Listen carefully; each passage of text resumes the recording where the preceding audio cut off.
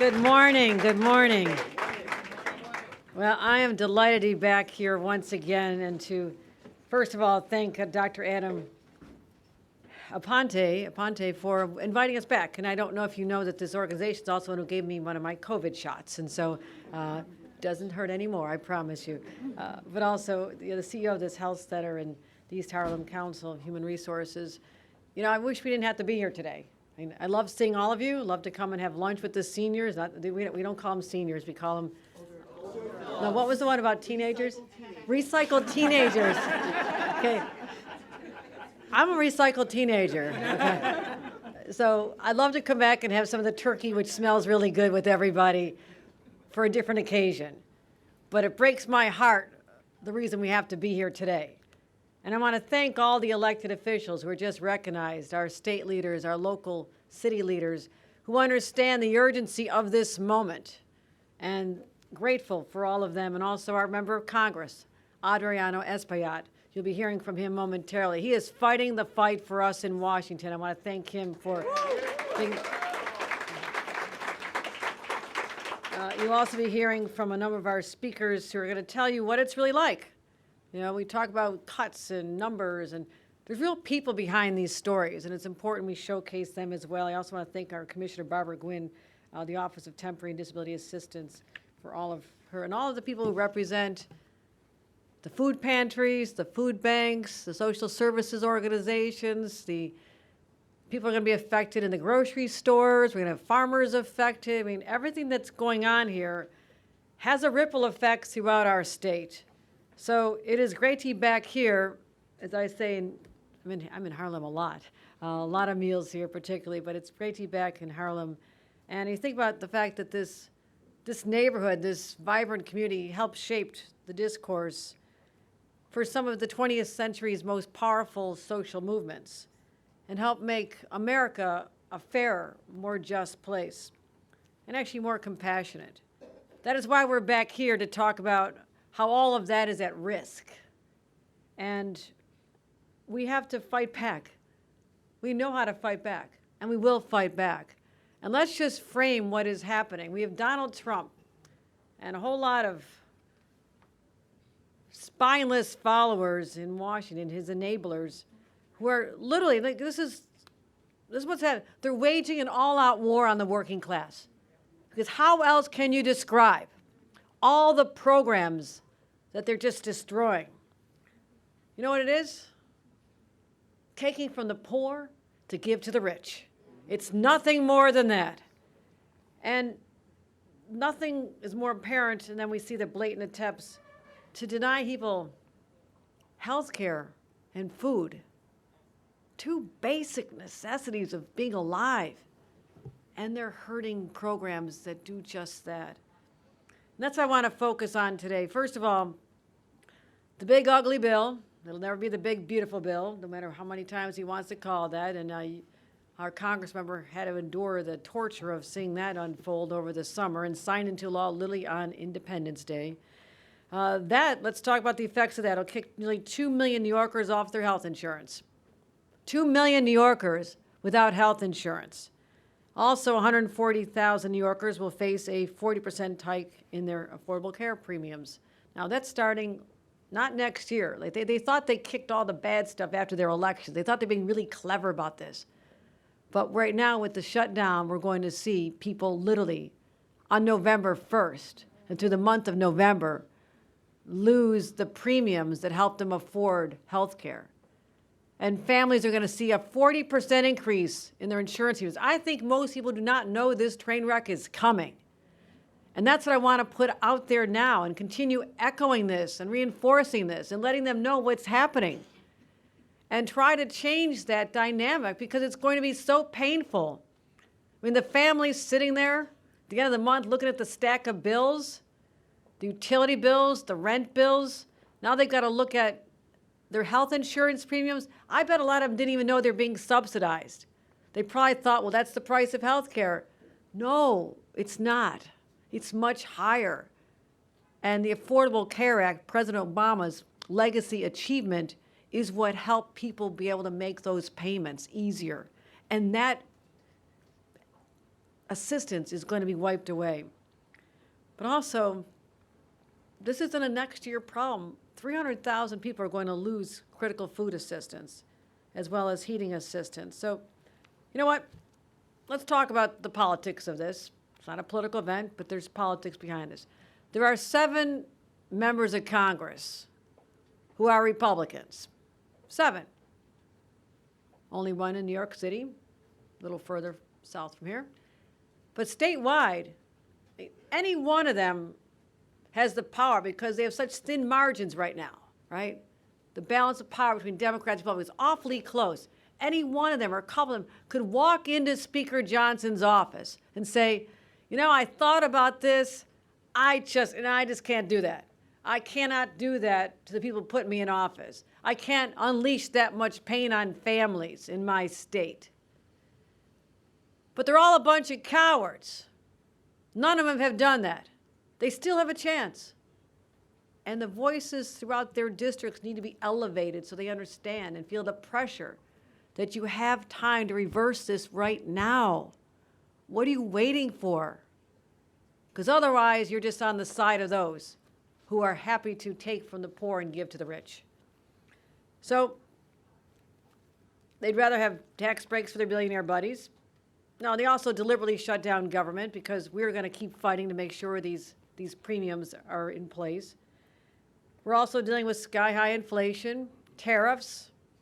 Now we're having another war with Canada. What they do to us? It's a nice country, nice people. I like them. They also root for the Buffalo Bills, which makes me really happy.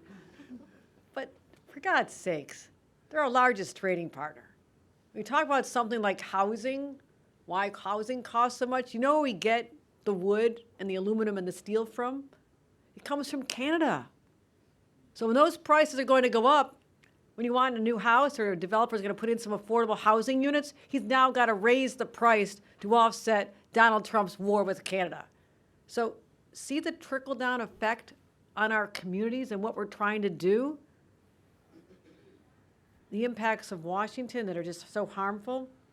So on the SNAP benefits, now, Secretary of Agriculture, Brooke Rollins, doesn't seem to give a damn that we have over 3 million New Yorkers who could go hungry during the month of Thanksgiving. 3 million New Yorkers because of the shutdown. That's separate from the ones who are going to permanently lose their funding. I don't want to mix this up, but there's a handful that because of the law in place now will lose it for good. But there's also 3 million at risk right now because of the shutdown. Now, I thought she must be a reasonable person. She's a cabinet member.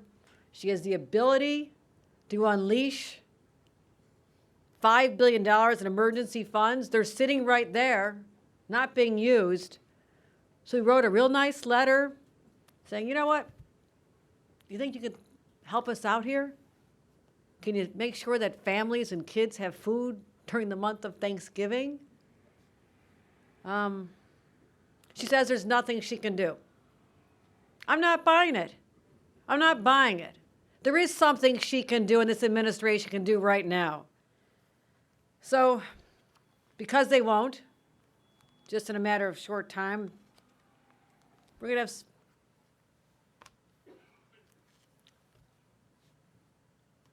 older New Yorkers, kids, families hurting even more.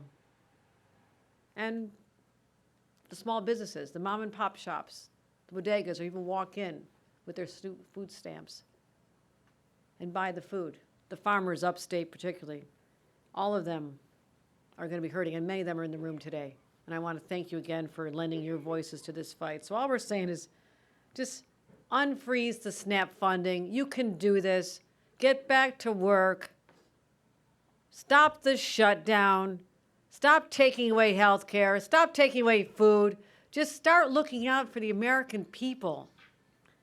And while we wait for the Republicans to see the light of day, I'm not sure I'm holding my breath on that one. My team and I are working around the clock to make sure that families in New York do not miss a meal, because that is a painful concept to me. That's why today I'm announcing I'm fast-tracking $30 million in emergency food assistance funds. That'll support 16 million meals, 16 million. And this will support our food security network, many of your representatives in this room. It'll help keep food pantries stocked and little kids' tummies fed. And that's in addition to the $11 million I announced on Friday. So $41 million combined overall support right now during this crisis. I also point out that earlier this year we fought for, and with the support of the legislature, we secured a proposal to have every single school breakfast and lunch paid for. So, see, in our state, we don't steal from kids. We feed our kids, right? But now with SNAP in jeopardy, what I'm looking at, because I said, what about giving more money in school or more food in school that the kids can take home? Because I'm trying to find a real direct pipeline to the kitchen tables across this state. So I got to work out some details. Apparently the money is only allowed for in school, but I also said, what if hypothetically there's leftovers every day? Can you take the leftovers home? Maybe it's a few extra sandwiches to feed the kids who are not school age or to help out at the dinner table. So I'm trying to get real creative here, my friends, because we are in a desperate situation. This is real. This is real pain. This is not talking about something down the road that is literally the month of November. So I'm going to make sure we can look at that. I'll be announcing very shortly our strategy and our policies. In a couple of minutes, you're going to hear from two brave New Yorkers who will come to the podium and talk about what they and their families stand to lose if, in fact, the Republicans continue down this track and free SNAP. And I know a lot of you are watching.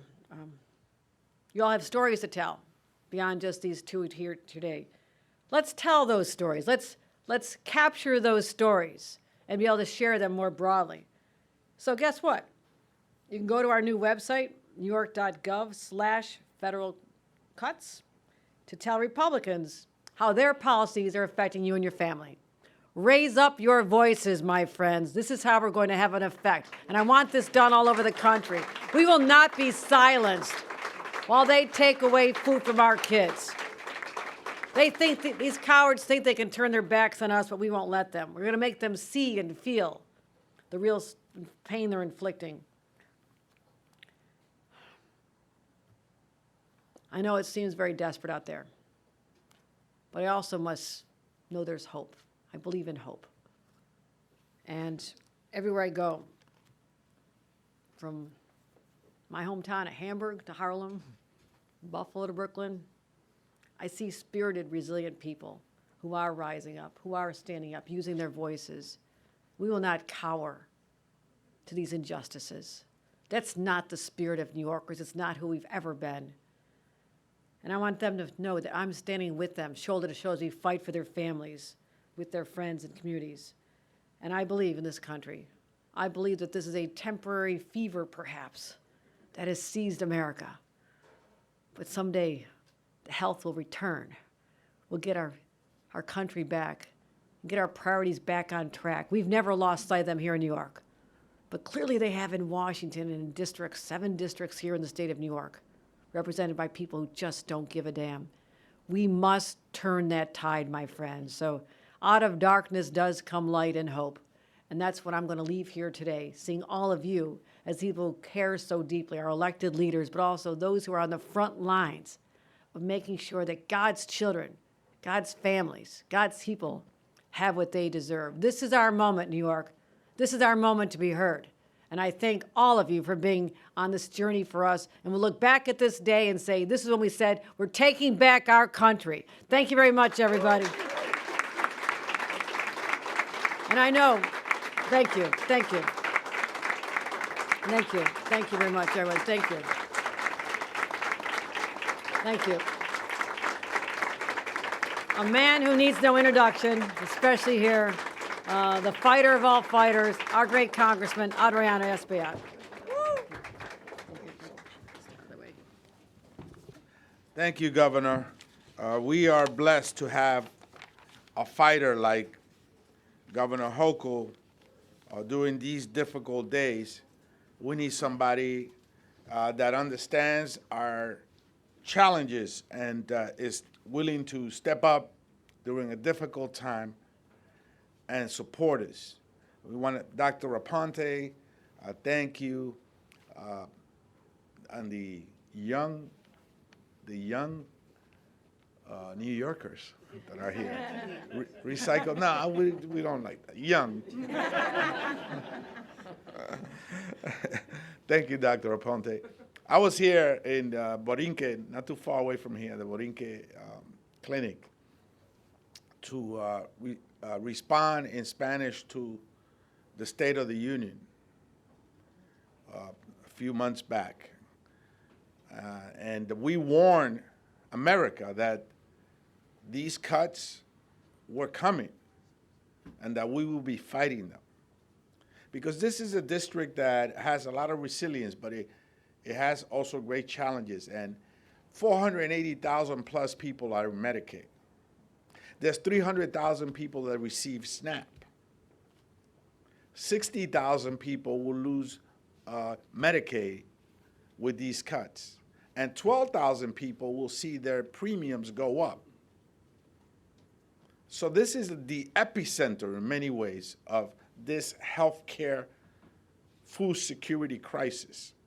So we're fighting back, and thank you, Governor, for putting over $40 million for food security, for children and families and young adults. Thank you so much for doing that. Because when the rubber meets the road, this is what it's all about. And we need a leader that will be sensitive enough, that will step in and will throw the first punch. And that's what Governor Hochul does. So we'll give her a round of applause for her leadership. And as I said, 300,000 families are on SNAP in my congressional district. And that's a large number of people. And you see the lines in the food pantries. I don't need to tell you. The electeds are here. I don't need to tell you when you walk around and you see the lines going around the block. And believe me, before, there was a certain characteristic of who stood in line. But now you're seeing families with kids. And you're seeing seniors, making long lines. And so this is a crisis, right? And all of this is to give a tax break to the very rich, the donors that are injecting money into his campaign, and he want to pay them off now. So this is the thriller in Manila. This is the fight of the century. This is no joke. We need to be ready, and I'll be remiss if I don't tell you. I was in Chicago this week with 18 other members of Congress to hear the story of what's going on there with ICE. Because I believe very strongly that they're experimenting their model in smaller cities to see what works for them and what doesn't work to them. But they're coming to New York. In fact, they're already here. They were here on Canal Street. And so we got to be ready. And what I saw the community do in Chicago is they got a rapid response system. They are filming, like our Attorney General requested from us, plate numbers, officers, because, someday we'll be able to go back and prosecute these guys that are breaking the law. So we got to have the documentation. Consolidated legal services, an educational campaign so people know the do's and the don'ts. The schools are implemented slow lockdown protocols, virtual learning for those students that are afraid to come into school, safety corridors so a family could know there's a school, there's a business that will give them shelter. These are the emergency practices that are being implemented in Chicago and other places. And we got to come up with our own, because this will be the showdown, and the international showdown. Because he's going to come here, and we're going to be ready. we're going to be ready as a community. We will be ready to fight back. And I'm happy to know, I am comforted to know that the governor will be by our side, leading the way. So this is important. This is it. It's crunch time. We got to come together, put our differences on the side, our little fights over nothing on the side. Let's talk in both languages, English and Spanish. Let's come together, young, old, man, woman, gay, straight. Doesn't, you can pray to this God or that God. It doesn't matter. Let's all come together. Because he feeds off of that. And he pushes us to fight. And so let's get this done. Medicaid, Medicare devastated. SNAP, severely damaged. The premiums for 12,000 of the families that I represent are going to go right through the roof. I think it's a 215% increase, doctor. And a clinic like Borinque, a federally funded clinic, totally compromised. Hospitals, Montefiore Hospital in the Bronx, 80% of their patients are Medicaid patients. It's a safety net hospital, devastated. The people that are on private insurance would also get hurt because if a hospital like Montefiore, like Mount Sinai, like Presby is hurt, and you go there with your private insurance, the quality of your health care is going to be compromised. So this is it. This is crunch time. Let's come together, New York. Let's get behind our governor, Kathy Hochul.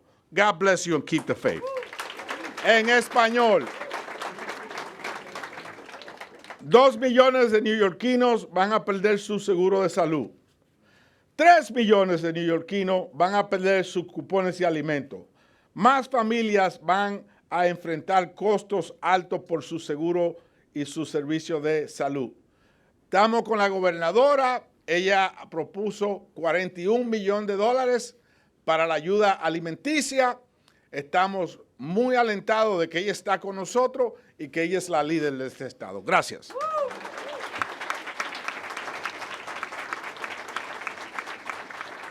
Now, please welcome to the podium Pamela Stevens, member of Vocal New York.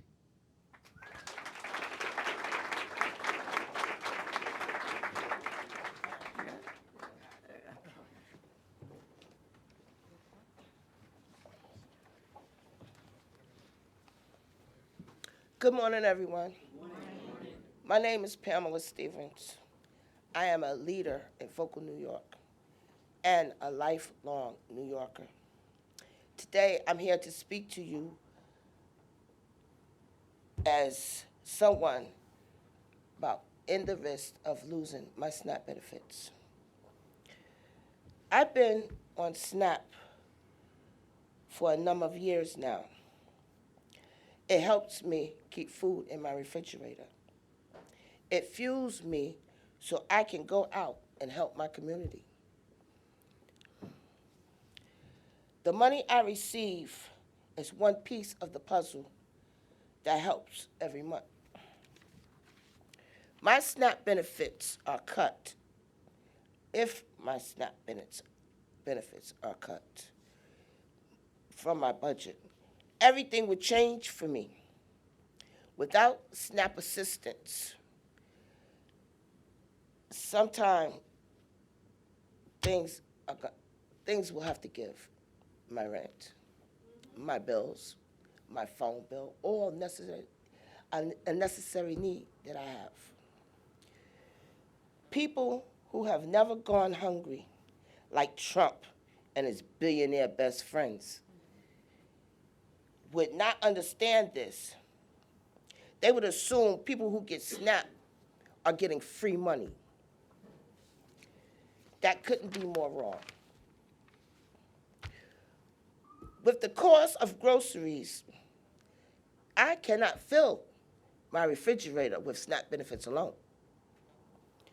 Just the other week, less than 12 items cost me more than half my benefits. Trump and his Republican friends cry fraud when talking about SNAP. Y'all have to excuse me, I am nervous. But when people in their district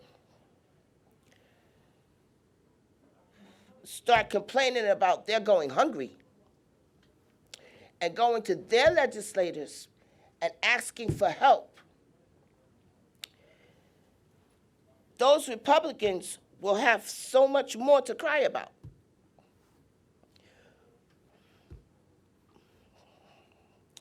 Their people need it just as much as we do. Voters are not going to go for this. Trump is playing a political game with our lives. He knows Thanksgiving is not that far away. He's using well-being as leverage to get Congress to make cuts to our health care and more. For so many New Yorkers, it's one of the few things they get to see their family and break bread. What are we supposed to tell our families when we can't bring a dish to the table? It's not right. It's not right at all. Nervous. We are human, not political pawns. That's why I want to thank you, Governor Hochul, for stepping up. She's standing up to Trump because she knows these cuts will hurt New Yorkers. We know that she will not let us go hungry. She will help us keep food on our table without sacrificing our other services and support that we need. I deeply appreciate getting the chance to share my story today. I speak for those who can't be here today, whether because they're working or busy trying to find their next meal. We won't play into Trump's starvation plans. We won't go back. And thank you, Governor Hochul. We won't go hungry. Thank you again.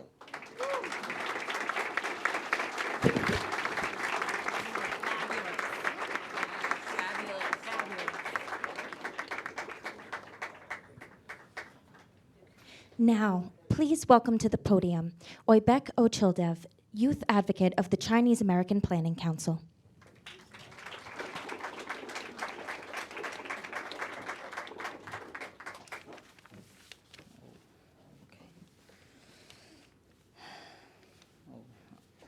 How would you feel if you spent almost all your money on rent and bills, but still didn't have enough money to eat, while your 6-year-old daughter went hungry? My name is Oybec Ochild, and I'm an 18-year-old student from Brooklyn Gravesend. And right now, my family of 5 sees SNAP benefits as a lifeline. We've been using SNAP for 9 years, and it has helped us survive. Between my sister and me, we receive about $600 total. Even with that amount, it's hard to keep up. We can't always afford fresh foods or healthier foods, and with prices going up, but soon I'll grow out of the program, and that will leave my family with only $300 to feed 5 people. $300 to feed 5 people a month is really a bad joke, and the government shutdown is only making it worse. Food stamps for my family serve only one purpose: to survive. They make sure we don't have to go to school hungry, and that my family has something to eat every day. Losing SNAP would change our lives, and specifically my sister's life. Without SNAP, my parents would have to choose between rent and groceries. And my little sister might have to skip meals, relying on unhealthy foods to get by, since it's cheaper nowadays to buy junk food than actually healthy foods. I want to share my story because SNAP isn't just a program, it's my lifeline. SNAP helps me to stay focused, healthy, and hopeful. Cuts and delays aren't just numbers on a piece of paper. They impact real kids and families like mine. I want families to be healthy. I want every child and family to have enough to eat. I believe food to be a natural right for everyone. So thank you, Governor, and everyone else that's fighting for us, for New Yorkers. I appreciate it.